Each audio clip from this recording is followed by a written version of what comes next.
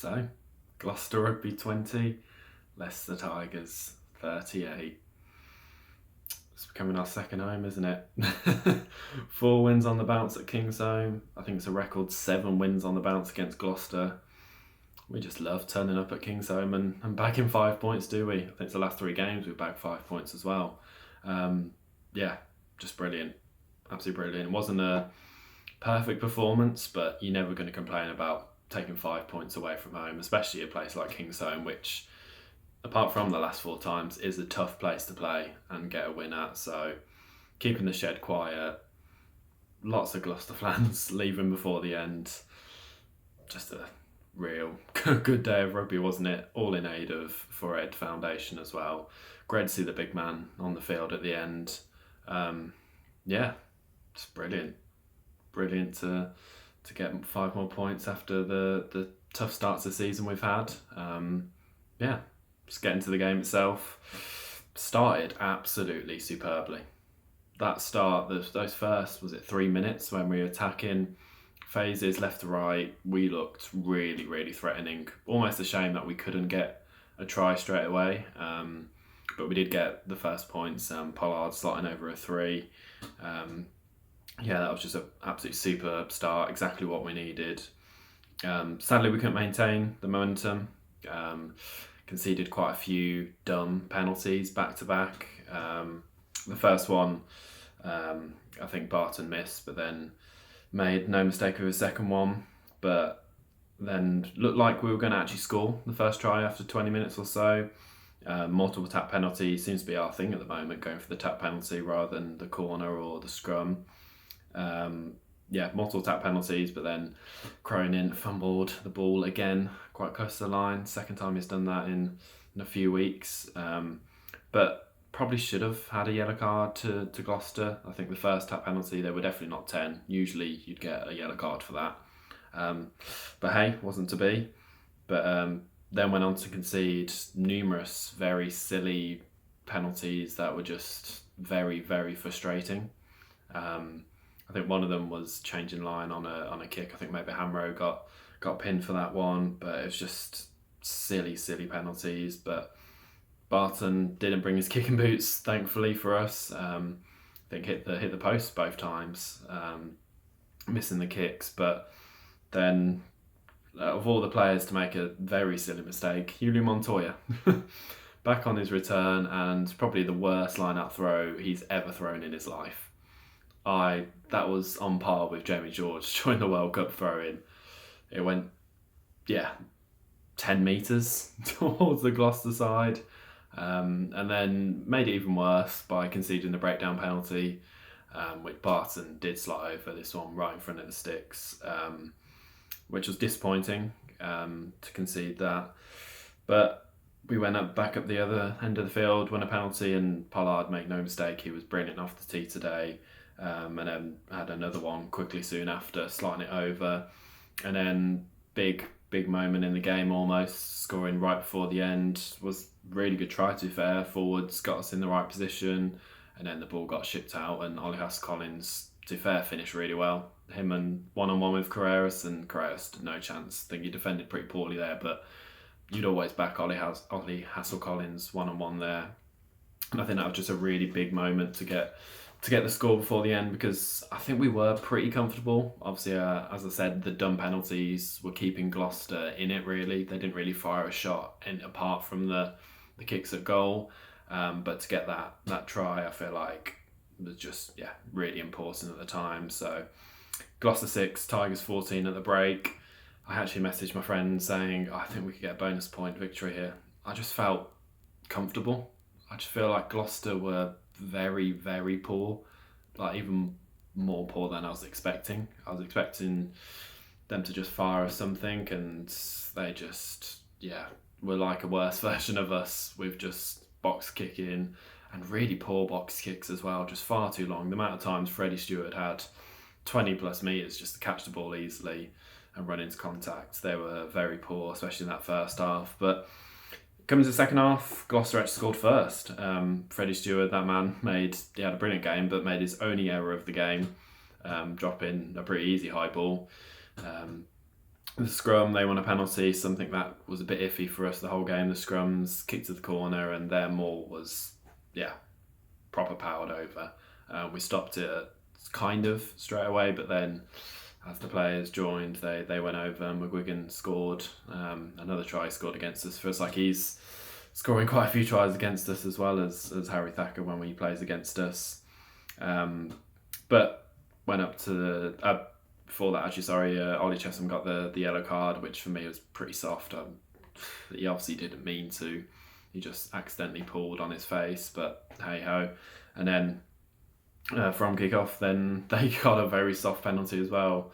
Barton getting yellow card for the high tackle. Again, for me, that's soft. I think it did draw blood from Pollard, but for me, it wasn't a very strong contact. It was, I would rather both those instances just been rugby instances to play on, but that's the way they want to ref the game at the moment. But from that penalty, we kicked to the corner and Montoya crossed over from the maul, and that was his 25th try in 45 games. Tigers, just an incredible strike rate. It was just very patient at the back there because it didn't get moving straight away, but showed patience, and then they got the edge, and then I think Ben Youngs, I think maybe Josh Bassett joined in, and we crossed over. And then soon after, I thought we was going to score. I think it was about 5 minutes after, but Visa got held up over the line. Some good defence from Gloucester, but I think that just like last week, if you make Visa angry, get well away from him on the next carry, because that carry from the dropout was just thunderous. Like brilliant carry, and then quick ball from there. It was great little interchange with Pollard, Scott, and then Stewart made the final pass. Put Ollie Hassel-Collins in the corner. Just give Ollie Hassel-Collins the ball and he'll score. Simple as. It's what we need to do more of. But yeah, it was a really good try. But Gloucester hit back again. Ford Robinson crossing from short range. Gloucester, to be fair, the one thing that was going for them was inside 5 metres, they would look lethal. Really, really good with inside 5 metres. Just the rest of the game was pretty poor. But Pollard extended the lead to 11 points soon after.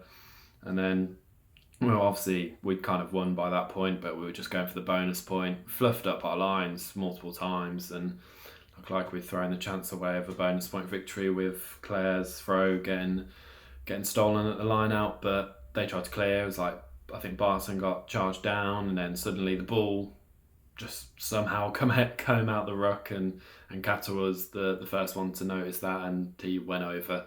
Just a really bizarre, strange try, but 5 points at Kingsholm. Gloucester 20, Tigers 38. Again, scoring the bonus point try rather, in the clock in a red, same as we did last season. Just, you are not going to complain about 5 points at Kingsholm. It wasn't perfect, as I've already said, but I think a few signs that the attack is getting there.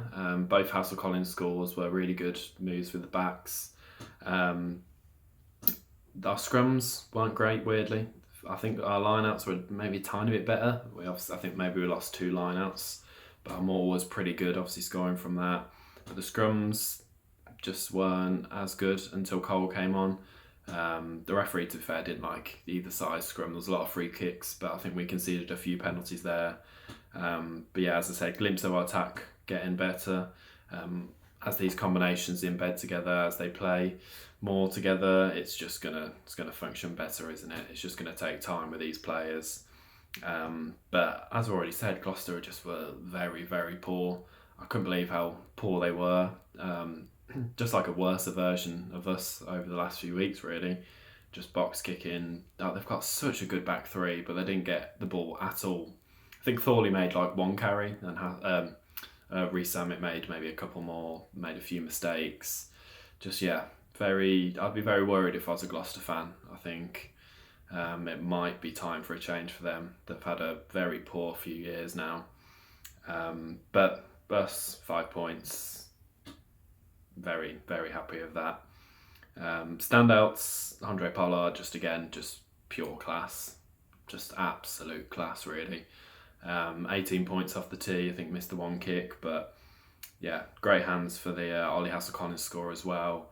Just best fly off and in the world at the moment on current form. Hassel-Collins again didn't get too many opportunities ball in hand, but chances he gets, he scores 2 tries and makes the headlines there. Just got to keep getting the ball to him more often, because he's going to finish those one-on-ones, those half chances. He's going to score bags of tries for us, so hopefully just get him the ball more. Solomon Akata off the bench, I thought it was absolutely brilliant. For me, I'd like to see next week against Newcastle him at 12 and Scott at 13. Again, I just really, really want Kelly to work, but just something isn't quite right at the moment, sadly for him and for everyone. We all want the best for Dan, but yeah, I think I'd go Kata at 12 next week. I thought he was brilliant. Obviously, probably one of the weirdest tries he scored, but in the 29 minutes on the pitch, he beat 7 defenders, which is the most out of all our team. He's just something that I feel like we need at the moment, where our attack is not quite there. We're not running lines. We're not as sharp. You just need that out and out 12 that's just gonna hit hard, just carry into contact. I think I'd start him next week. I think multiple others, Scott, Reffel, Montoya, all had decent games. Montoya in parts, I think he was a bit rusty, understandably, but I think captaining, we definitely missed him there. But player of the match has got to be Freddie Stewart. I think that's the best game attack-wise he's almost ever played for Tigers. I don't know if it was the game plan, I don't know if it was just him trusting himself a bit more, but he carried into contact a lot more than he has done in the last few games. It's just really good to see him using his size, his speed. Like, I know people complain about him on the in the media, or he's not quick enough, whatever, but he's got a good bit of speed on him, and with his size, he's always gonna make yards in contact. It's just really good to see him backing himself and not taking the kick option straight away, seeing the space, running into contact. And here I got the stat, he's made 148 metres. That's probably the most he's made in a long while as well. It showed that he was an international class fullback today. 2 try assists as well, made the final pass for both for the Hassel-Collins scores. Took everything in the air apart from the one miss fumble that Gloucester scored from, but he was just brilliant. Absolutely brilliant. Attack-wise, brilliant. Defence, he was brilliant. In the air, he was brilliant. He was just the best player on the field. He was absolutely superb today. And it's just, great to see him playing well for Tigers. Like, we love Freddie, don't we? It's just, great to see. Brilliant 5 points. And if we can get another 5 points against Newcastle next week, then it's starting to make our season look a little bit better, isn't it? 20 points after 8 games if we do get that 5 points next week.